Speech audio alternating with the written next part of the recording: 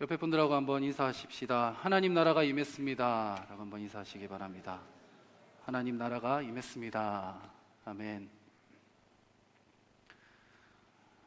우리가 믿음 생활을 하면서 하나님 앞에 하나님 보고 싶습니다, 주님 만나고 싶습니다, 주님 경험하고 싶습니다 하는 간절한 마음이 우리 모두에게 있습니다.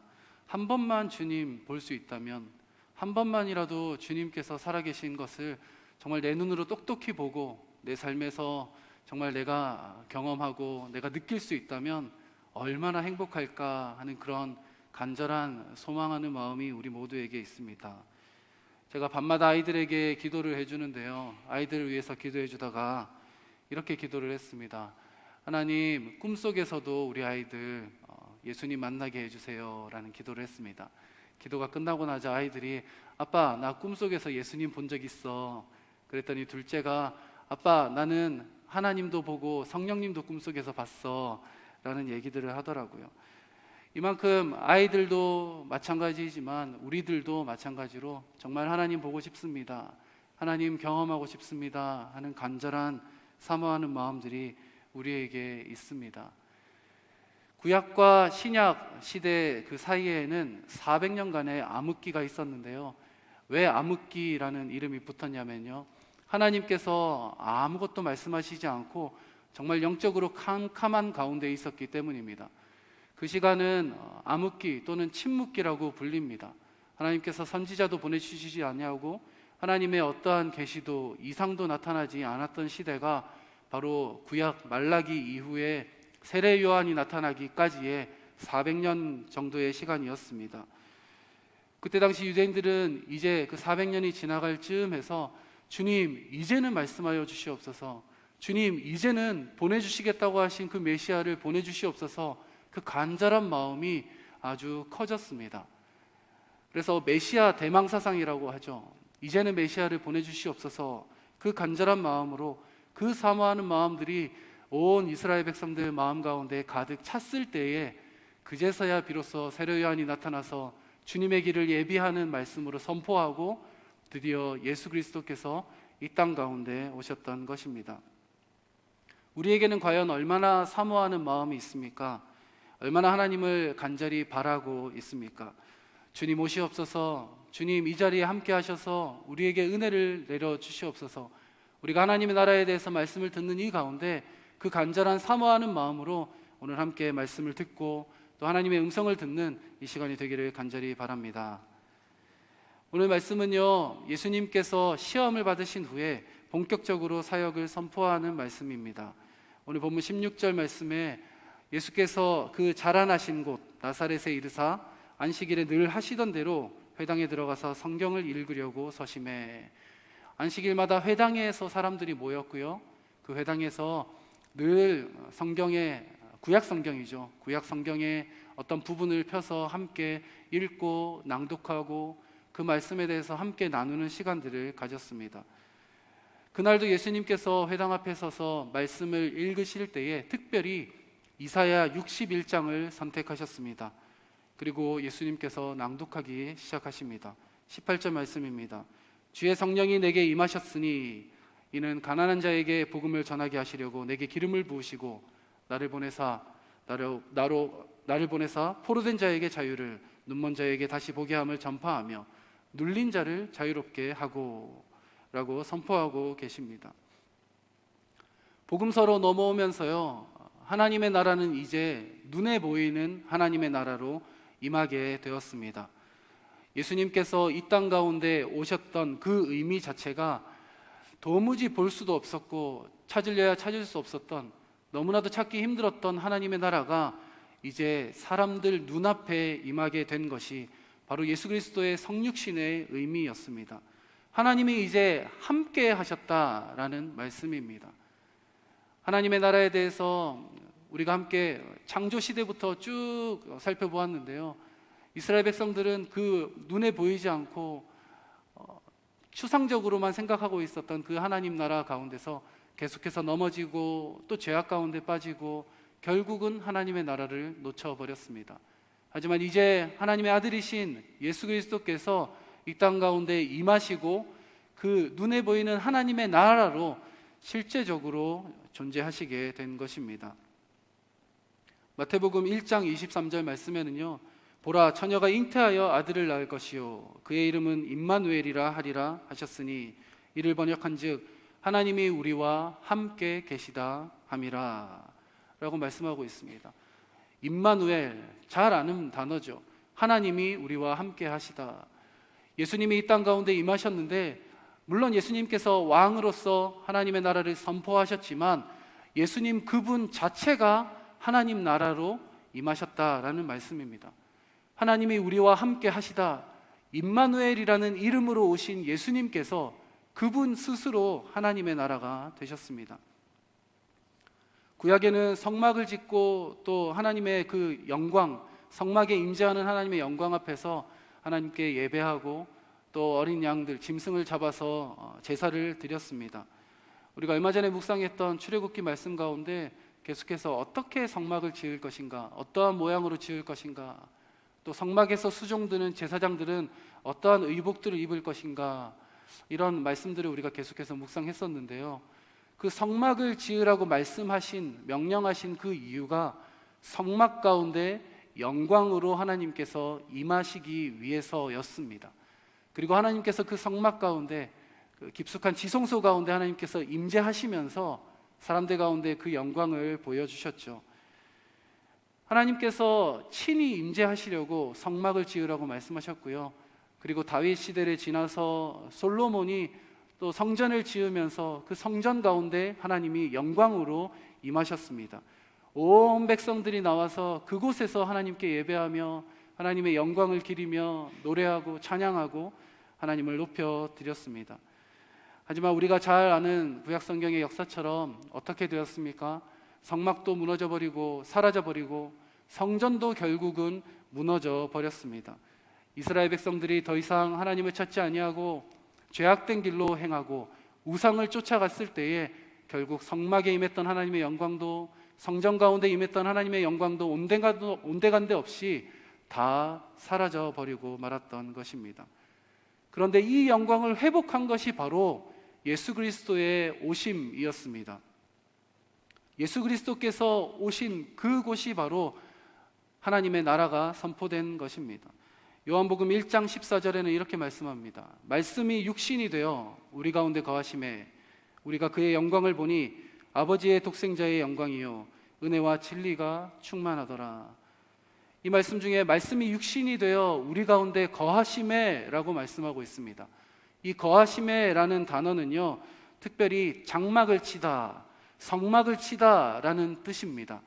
어떤 영어 성경 번역에 보면 타버나클드라고 되어 있습니다. 타버나클이라는 단어를 동사로 써서 타버나클드라고 되어 있습니다. 예수님께서 이 땅에 육신의 옷을 입고 임하신 그 자체가 바로 성막을 치는 모습으로 오셨다라는 말씀입니다. 물론 예수님께서 그 전에 하나님께서 성전에 또는 성막의 영광으로 거하시는 그런 놀라운 분이셨지만 예수님께서 이 땅에 임하시면서 직접 그 성막을 치는 모습으로 이 땅 가운데 성육신 하셨다라는 말씀이 되는 것이죠. 이것은 바로 예수님께서 이 땅에 오신 그 자체가 성막을 다시 재건하고 성전에 임했던 그 하나님의 영광을 다시 재건하면서 친히 하나님의 나라로 이 땅 가운데 임하셨음을 증거하고 있는 것입니다. 우리는 성육신하신 예수님을 기억할 때에 예수님이 우리 가운데 바로 보여주시기 위한 하나님의 나라로 임하셨음을 기억하고 나아가야 합니다. 하나님의 나라가 어디 있습니까? 라고 질문하며 묻는 제자들에게 예수님은 친히 내가 하나님의 나라다 라고 증거하시며 공생애를 보내시고 또 십자가의 그 구속사역을 완성하셨습니다. 구약시대를 사는 것과 신약시대를 사는 것이 어떠한 차이가 있습니까? 구약시대를 사는 사람들은요, 메시아를 기다리는 그런 삶을 살았습니다. 메시아를 정말로 갈망했습니다. 기다렸습니다. 그것이 그 암흑시대, 구약 말라기 선지자의 시대가 끝나고 400년간 계속됐던 그 암흑시대에는 더욱더 그 마음이 커졌다라고 말씀드렸습니다. 하지만 신약 시대, 신약 그 이후의 시대를 사는 우리까지 포함한 신약시대 사람들에게는 메시아를 본 사람들로 하나님의 축복이 주어지게 되는 것입니다. 요한일서 1장 1절 말씀에 이렇게 말씀하고 있습니다. 태초부터 있는 생명의 말씀에 관하여는 우리가 들은 바요 눈으로 본 바요 자세히 보고 우리의 손으로 만진 바라 이 생명이 나타내신 바 된지라 라고 말씀하고 있습니다. 사도 요한은요, 예수님의 제자로서 예수님 바로 옆에서 예수님을 따라다녔던, 예수님께 사랑받았던 그런 제자였습니다. 하지만 요한이 혈기도 부리고 예수님 앞에서 여러 가지 부족한 모습을 보이다가 나중에 노사도가 된 이후에야 기록한 이 요한 1서 말씀 가운데 이렇게 증거하고 있는 것입니다. 태초부터 있는 생명의 말씀에 관하여는 우리가 본 바요, 우리가 눈으로 본 바요, 우리가 들은 바요, 자세히 보고 우리의 손으로 만진 바다 라고 증거하고 있습니다. 사실 사도 요한은 실제로 듣고 보고 예수님을 손으로 만진 제자들이었죠. 하지만 내가 예수님을 이렇게 만졌다, 예수님의 말씀을 나는 실제로 들었던 사람이야 라고 권위를 세우기 위해서 이 말씀을 기록한 것이 아닙니다. 요한 1서를 받아보는 초대교회 성도들 중에서는 예수님을 실제로 만나보지 못했던 사람들도 있었습니다. 이 말씀은 물리적으로 또는 육체적으로 실제로 듣고 보고 내가 만졌다, 너희도 그러지 않았느냐, 이 말을 하는 것이 아니라 실제 이 땅 가운데 우리가 만질 수 있는 육신을 입고 온 그 예수 그리스도를 우리가 함께 살아있는 이 말씀을 통해서 함께 듣고 보고 그리고 자세히 우리가 만질 수 있지 않느냐라는 것을 요한일서 말씀을 통해서 증거하고 있는 것입니다. 사랑하는 성도 여러분, 우리는 하나님 나라의 백성의 삶을 살아가고 있습니까? 예수님께서 친히 이 땅 가운데 성육신하셔서 친히 하나님의 나라를 선포하시고 또 친히 하나님의 나라가 되셨는데 우리가 과연 그 하나님의 나라를 누리며 경험하며 살고 있습니까?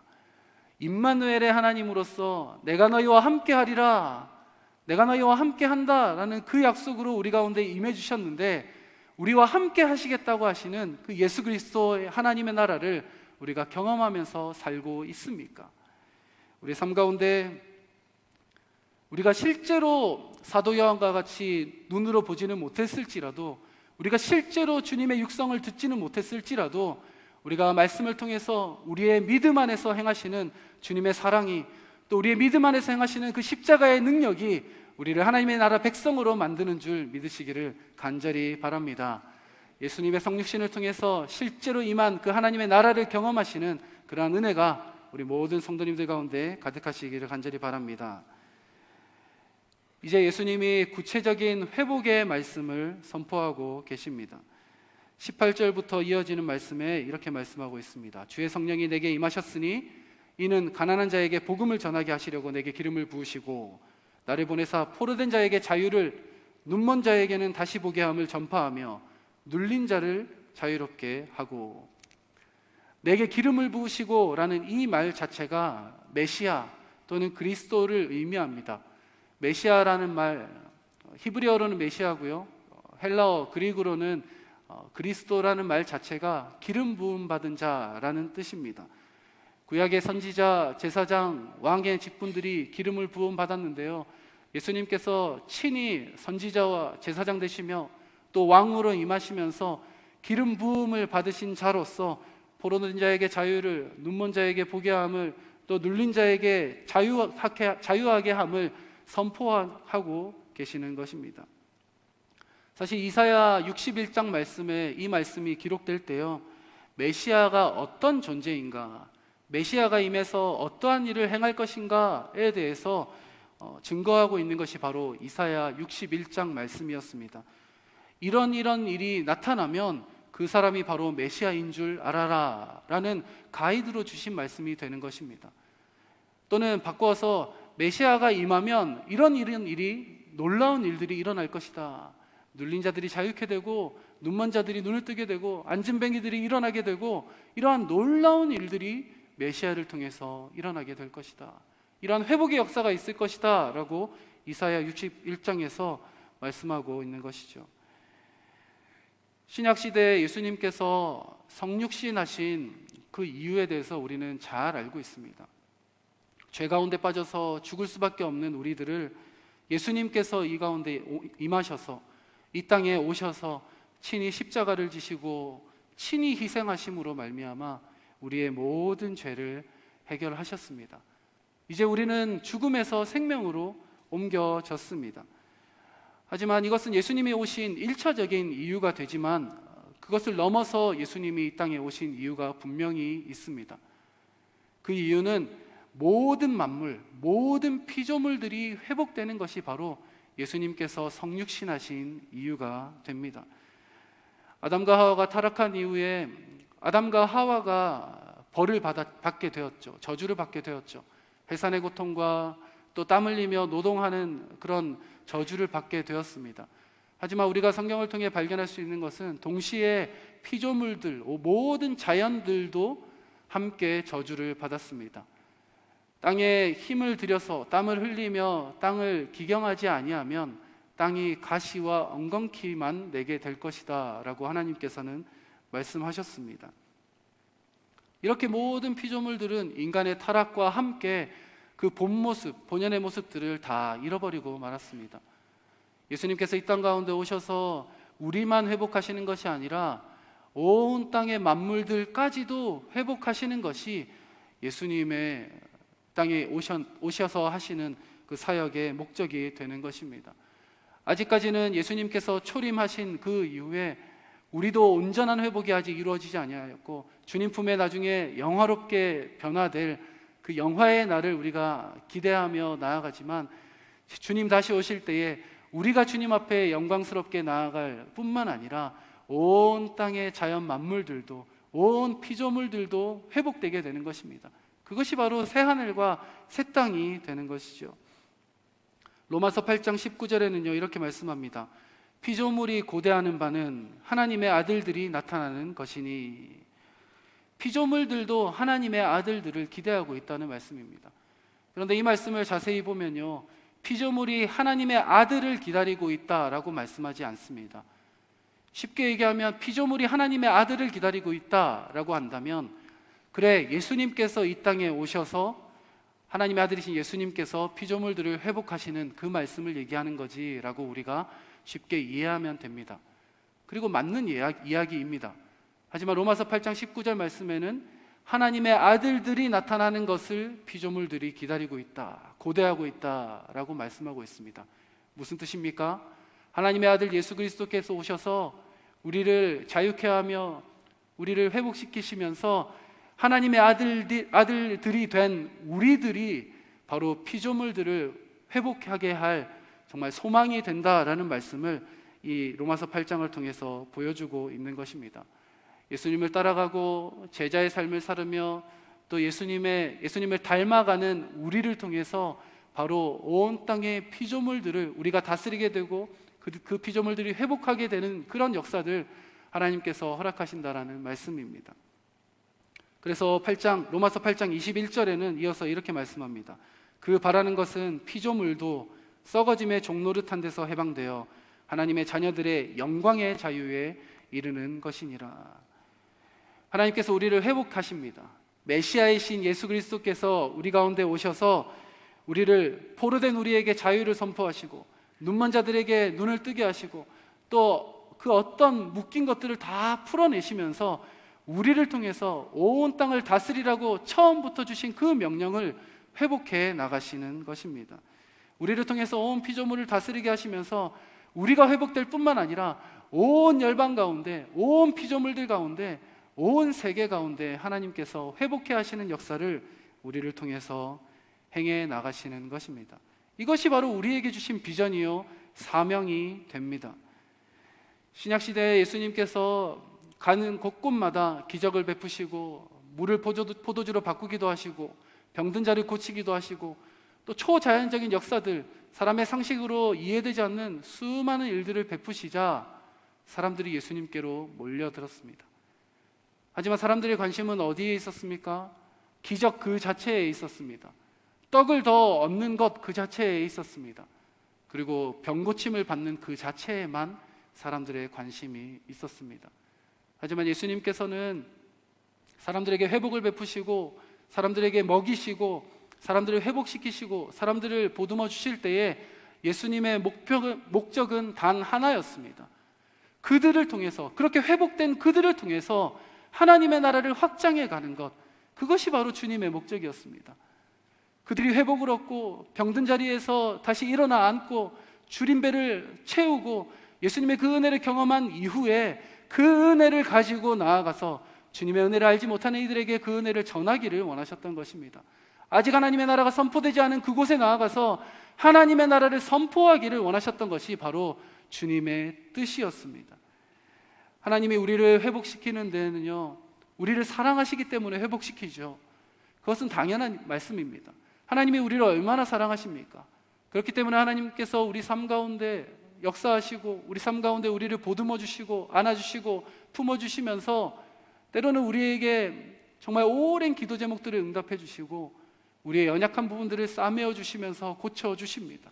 우리를 회복시켜 주십니다. 왜요? 하나님께서 우리를 사랑하시기 때문에.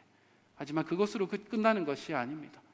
하나님께서 우리를 사랑하시며 품어주시면서 우리를 일으키셔서 회복시킨 이후에는 이제 가라, 이제 나의 아들이 되었으니 온 열방 가운데 나아가 나의 이름을 모르는 이들에게 나의 이름을 증거하거라. 온 타락하여 그 본 모습을 잃어버린 피조물들에게 나아가 이제 그 피조물들 가운데 회복의 역사를 선포하거라. 하나님의 백성들에게 하나님께서 그 사명을 맡겨주고 계십니다. 하나님께서 우리를 구원하신 이후에는요, 하나님의 사역에 동참하게 하신다는 말씀입니다. 하나님께서는 하나님의 마음을 아는 자를 원하십니다. 그냥 단순히 내 배 채우려고, 내 주머니 채우려고, 내 필요 채우려고 주님 주님 이름 부르는 그런 자가 아니라, 그런 수준의 모습이 아니라 하나님 앞에서 하나님의 영광을 위해 나를 회복시켜 주시옵소서. 하나님의 영광을 위해 하나님의 나라 백성 삼으시옵소서. 하나님의 영광을 위해 주님 앞으로 나를 불러주시옵소서. 그렇게 기도하며 하나님의 뜻을 구하고 하나님의 마음을 시원하게 해드리는 그런 자들을 부르셔서 하나님의 백성 삼으시고 또 하나님이 필요한 곳으로 보내시며 그곳 가운데서 또 하나님의 나라를 확장해 나가십니다. 우리의 삶 가운데 구원과 회복의 목적을 올바르게 깨닫는 은혜가 있기를 간절히 바랍니다. 나 하나 생명 얻었다고 끝나는 것이 아니죠. 나 하나 회복되었다고 끝나는 것이 절대로 아닙니다. 우리는 하나님의 나라 백성이고 하나님 손에 붙들린 하나님의 자녀들입니다. 하나님 앞에 회복을 구할 수 있습니다. 하나님께서 회복해 해주셨습니까? 그렇다면 이제 일어나서 하나님 나라를 위해 열심으로 섬기며 하나님의 마음을 시원케 해드리는 그러한 은혜의 자리 가운데 나아가시는 우리 모든 성도님들 되시기를 간절히 바랍니다. 19절 말씀에는요, 주의 은혜의 해를 전파하게 하려 하심이라 하였더라. 예수님의 선포의 마지막 부분입니다. 주의 은혜의 해를 전파하게 하려 하셨다. 주의 은혜의 해가 무엇입니까? 바로 구약의 희년으로 표현되는 예수 그리스도의 은혜의 해, 그리고 그 기쁨의 해, 해방의 날을 말씀하고 있는 것이죠. 레위기 25장에 보면요, 희년에 대한 설명이 나옵니다. 희년은 안식년, 7년마다 오는 안식년이 7번 지난 이후에 50년째 되는 해에 희년으로 선포하고, 그때는 빚졌던 가운데 모든 그 땅들이 자기 주인에게로 돌아오는 그런 역사가 있었습니다. 그리고 그때까지 지고 있었던 모든 빚들도 다 탕감되는 그런 은혜가 있었습니다. 그리고 혹은 여러 가지 빚진 가운데 내가 이제 종살이를 하고 있었다면 그 종살이 가운데서도 해방되는 역사가 있었고요. 모든 사람들은 이제 자기 본향 집으로 돌아와서 가족들과 함께하며 가정이 회복되는 역사도 있었습니다. 이것이 하나님께서 레위기에 말씀하시는 명령하신 희년의 은혜요, 희년의 원리였습니다. 그런데요, 희년은 단순히 50년마다 땅을 돌려주고 또는 50년마다 종살이에서 이렇게 풀려나고 또는 50년마다 가정이 함께 모이는 이 수준의 이야기가 아닙니다. 1차적으로는 주변에 있는 가난한 이웃들, 이스라엘 백성들과 함께하는 중에 가난한 이웃들을 함께 돌보며 내 것만, 내 배만 채우는 것이 아니라 내가 가진 것들을 열어서 주변에 있는 자들을 돌보고 또 흩어 구제하는 그런 원리를 희년 가운데 심어 놓으셨습니다. 희년의 원리대로 하면요, 절대적인 부자가 없고 절대적인 가난한 사람이 없습니다. 왜냐하면 50년이 지나면 다 원점으로 돌아오기 때문입니다. 이 희년의 더 깊은 의미는요, 땅이든 또는 사람이든 또는 가정이든 간에 이 모든 것이 사람에게 속한 것이 아니라 하나님께 속하였음을 믿음으로 고백하는 제도가 바로 이 희년 제도입니다. 그런데 오늘 예수님께서 사역을 시작하시는 첫 시점에 이사야 61장 말씀을 선포하시면서 그 마지막 말미에 이 희년에 대한 말씀을 선포하고 있습니다. 주의 은혜의 해를 전파한다 라고 선포하고 계시는 것입니다. 왜 이런 말씀을 선포하셨습니까? 예수님께서 바로 희년을 선포하러 오신 분이 바로 예수님이시기 때문입니다. 그리고 예수님이 희년의 주인이시기 때문입니다. 예수님께서 이 땅 가운데 오셔서 사람들을 회복해 하실 뿐만 아니라 십자가를 지시고 우리의 모든 죄를 씻어내실 때에 우리의 삶 가운데 참된 희년이 선포되었습니다. 우리가 죄 때문에 묶여서 결국 죄의 삭은 사망이라고 했는데 결국 죽을 수밖에 없었던 우리의 존재들이 예수님의 십자가의 보혈, 그 은혜로 말미암아 다 풀어지고 모든 것이 다 자유케 되고 해방되는 역사가 바로 희년의 역사인 것이죠. 이렇게 희년의 주인으로서 희년을 선포하시는 주체로서 예수님께서는 이 땅 가운데 오셨습니다.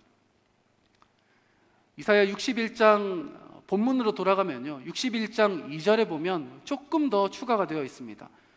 여호와의 은혜의 해와 우리 하나님의 보복의 날을 선포하여 모든 슬픈 자를 위로하되, 3절 말씀에도 이어지는데요, 계속해서 죄 대신 화관을, 슬픔 대신 기쁨을, 찬송을 너에게 주실 것이다 라고 이사야 61장 2절 3절에서 선포하고 있습니다.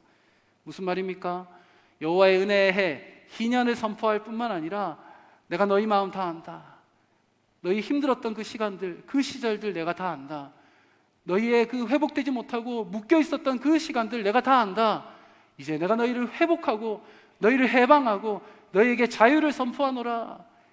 메시아 되신 예수님께서 우리 가운데 이렇게 말씀하고 계시는 것입니다. 예수님께서는 우리 가운데 이렇게 자유를 주시며 회복을 주실 뿐만 아니라 온 세상 열방의 모든 민족들 가운데 내가 너희를 자유케 하노라. 이제는 더 이상 죄에 속박된 것이 아니라, 죄의 권세 아래 있는 것이 아니라 이제 생명의 자유의 권세 가운데, 그 생명의 능력 가운데 있음을 내가 선포한다. 예수님께서 선포한 주의 은혜의 날, 그리고 희년의 의미가 바로 이러한 의미가 되는 것입니다. 진정한 메시아로 오신 분이 이러한 하나님의 나라를 선포하셨습니다. 참 기쁨의 날, 그리고 해방의 날, 자유의 날, 이 희년의 말씀을 통해서 하나님의 나라를 예수님께서는 선포하셨던 것입니다. 그리고 오늘 본문 21절 말씀을 통해서 이렇게 말씀하고 계십니다. 이에 예수께서 그들에게 말씀하시되 이 글이 오늘 너희 귀에 응하였느니라 하시니. 이사야 61장에서 메시아가 이런 모습으로 오실 것이다, 메시아가 오시면 이런 일들이 나타날 것이다, 그 말씀을 얼마나 많이 읽었겠습니까? 얼마나 많이 암송하면서 사모하고 주님 오시옵소서, 메시아여 오시옵소서, 얼마나 사모하는 마음으로 그들이 기다리며 나아갔겠습니까? 그리고 이 말씀을 예수님이 공생애를 시작하시는 그 첫 시간에 선포하시면서 내가 바로 메시아다, 너희 눈앞에 있는 내가 바로 메시아로 이 땅에 왔노라 라고 선포하고 계십니다. 누가복음은요, 특별히 가난한 자들과 소외된 자들에 대해서 집중하고 있습니다. 오늘 본문 예수님께서 선포하신, 메시아로서 선포하신 그 말씀 이후에 곧 이어서 예수님의 행적들을 살펴보면요, 가난한 자들을 찾아가시고 병든 자들을 찾아가시고 또 소외된 자들을 찾아가시면서 위로하시고 그들을 회복시키시고 그들을 품으시는 장면들이 하나씩 하나씩 나오고 있습니다. 이것이 바로 하나님 나라를 선포한 예수님의 행적이 되었던 것이죠. 하나님의 나라를 선포하고 이 하나님의 나라 가운데 수많은 갇혀있던 이들이 풀어질 것이다. 그리고 수많은 눌린 자들이 자유케 될 것이다. 슬픔 가운데 있었던 너희들 위로를 얻을 것이다. 죄를 뒤집어 쓰고 옷을 찢으며 하나님 앞에 애통하였던 너희들 이제 화관을 쓰고 면류관을 쓰고 기쁨으로 찬송으로 나오게 될 것이다. 이 땅에 임하셨던, 육신으로 임하셨던 예수님께서 선포하셨던 첫 말씀이 됩니다. 그리고 그 말씀대로 우리 주님께서는 3년 동안 회복과 치유와 그 영광의 말씀들로 선포하신 이후에 십자가의 사역을 마치시고 부활하시고 승천하시는 영광을 누리셨습니다. 사랑하는 여러분, 주님께서 이 땅 가운데 오셔서 선포하셨던 그 희년의 은혜를 누리시는 우리 모든 성도님들이 되셨으면 좋겠습니다. 하나님의 나라의 원칙은요, 내 것 챙기고 다른 사람의 슬픔 돌아보지 않는 그런 모습이 아닙니다.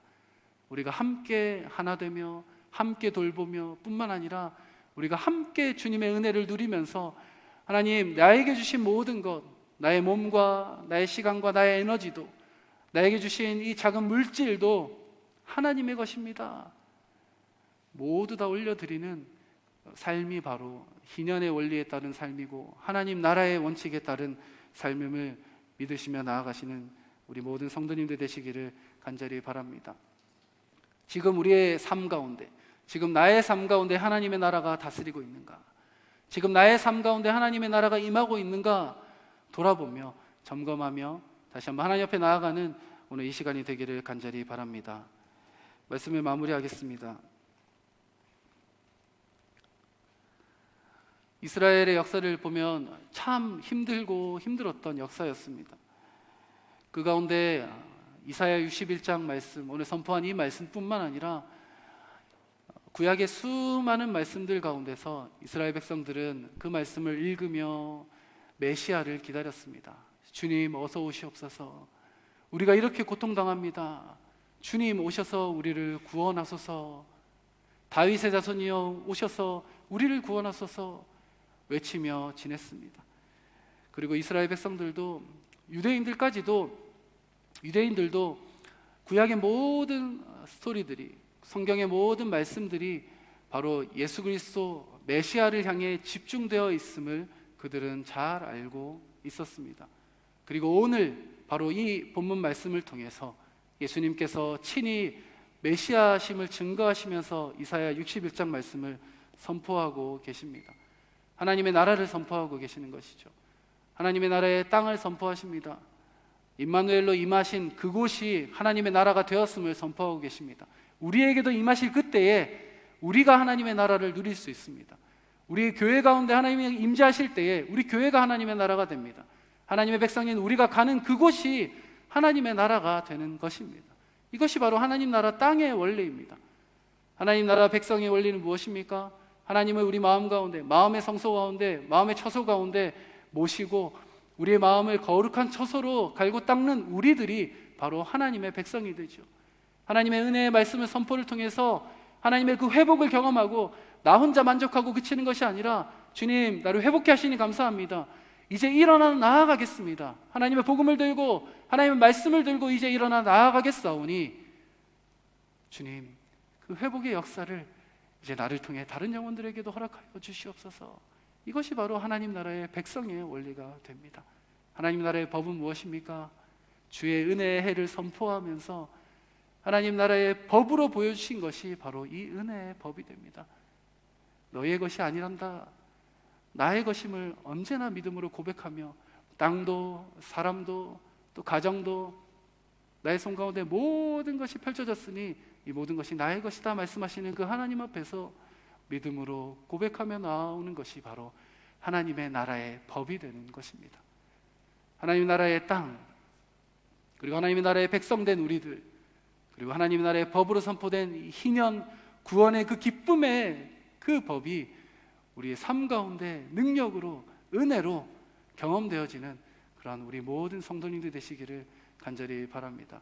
그 하나님 나라로 임하신 예수님, 우리 가운데 은혜로 임하신 그 예수님을 찬양하며 나아가기 원합니다. 우리 삶 가운데 하나님 나라가 경험되어지기 원하고요, 우리 교회 가운데 하나님의 나라가 경험되어지게 될 것입니다. 그리고 우리가 밟고 있는 이 그랜빌 땅에, 이 호주 땅 가운데, 민족과 열방 가운데 우리를 통해 하나님의 나라가 선포되고 하나님의 나라가 경험되어질 것입니다. 그런 은혜가 우리 모든 성도님들 가운데, 우리 교회 가운데 가득하기를 간절히 축원드립니다. 우리 함께 찬양하고 함께 기도하며 나아가겠습니다. 우리 예수 그리스도의 그 이름을 높여드립시다. 높고 영화로우신 이름, 그 아름다우신 이름을 우리가 함께 찬양하며 나아가겠습니다. 주님을 찬양합니다. 주님의 이름을 높여드립니다. 아멘.